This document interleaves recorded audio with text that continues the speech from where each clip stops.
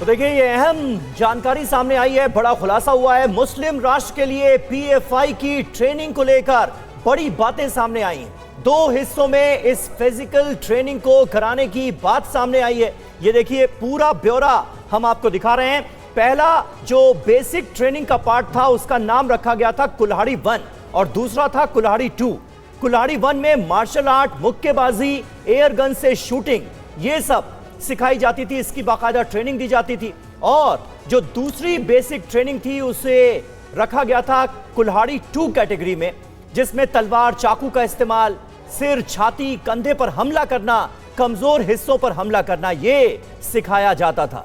तो पीएफआई की ट्रेनिंग का ये हिस्सा था। 2 हिस्सों में बाकायदा फिजिकल ट्रेनिंग दी जाती थी। पीएफआई के कार्यकर्ताओं को इस बात का भी जिक्र किया गया है। इसका पर्पस क्या था, उद्देश्य क्या था? शारीरिक रूप से फिट बनाना, सरकार हिंदू संगठनों से लड़ने में कार्यकर्ताओं को सक्षम बनाना, ये मकसद बताया जा रहा है। और UEM Jaipur is a perfect target for prospective students aspiring for good jobs, good education with future-ready skills. योगशाला के नाम पर यह ट्रेनिंग दी जाती थी पीएफआई यानी पॉपुलर फ्रंट ऑफ इंडिया के कार्यकर्ताओं को।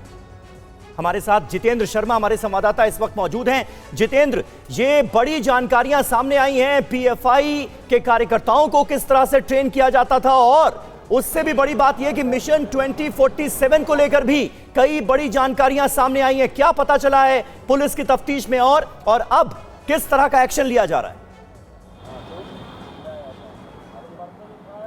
जी बिल्कुल, देखिए एनआईए ने हाल ही में इस पूरे मॉड्यूल के ठिकानों पर रेड की थी और रेड के दौरान बाकायदा एनआईए को एक लाल रंग की डायरी भी बरामद हुई। इस लाल रंग की डायरी के अंदर कुछ नामों का जिक्र था और जब तफ्तीश शुरू हुई तो पता चला कि ये जो नाम है उनमें से कुछ ऐसे नाम थे जो सीधे तौर पर पीएफआई को सहयोग कर रहे थे, बाकी कुछ ऐसे नाम थे जो कि सहयोग नहीं कर रहे थे। और डायरी के नीचे साफ तौर पर उन लोगों के नाम के सामने टारगेट लिखा हुआ था, यानी कि जो पीएफआई को सहयोग नहीं कर रहा था वो सीधे तौर पर इस मॉड्यूल के टारगेट पर था और आने वाले वक्त में उन पर हमला करने की पूरी प्लानिंग तैयार कर ली गई थी।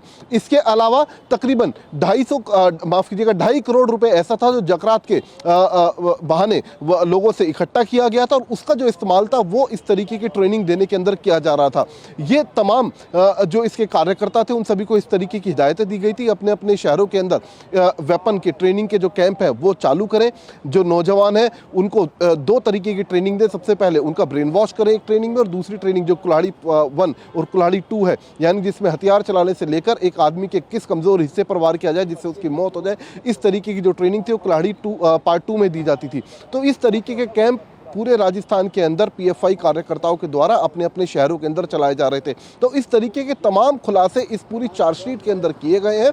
और साथ ही जब पुलिस ने माफ कीजिएगा, जब एनआईए ने रेड की थी इनके ठिकानों पर, उस वक्त भी इनके पास से काफ़ी बड़ी संख्या में चाकू, तलवारें, इसके अलावा जो एयर गन होती है वो वहाँ से बरामद हुई। काफ़ी ऐसे डॉक्यूमेंट बरामद हुए या फिर क्या वीडियोज़ ऐसे बरामद हुए, डिजिटल एविडेंसेज, जिनके जरिए ये लोग नौजवानों का ब्रेन वॉश करते थे। तो फिलहाल पीएफआई के खिलाफ पुख्ता सबूत एनआईए ने इस पूरी चार्जशीट के अंदर दर्ज किए हैं। तकरीबन 122 लोग थे जिनकी गिरफ्तारी अकेले राजस्थान के अलग अलग शहरों से की गई थी।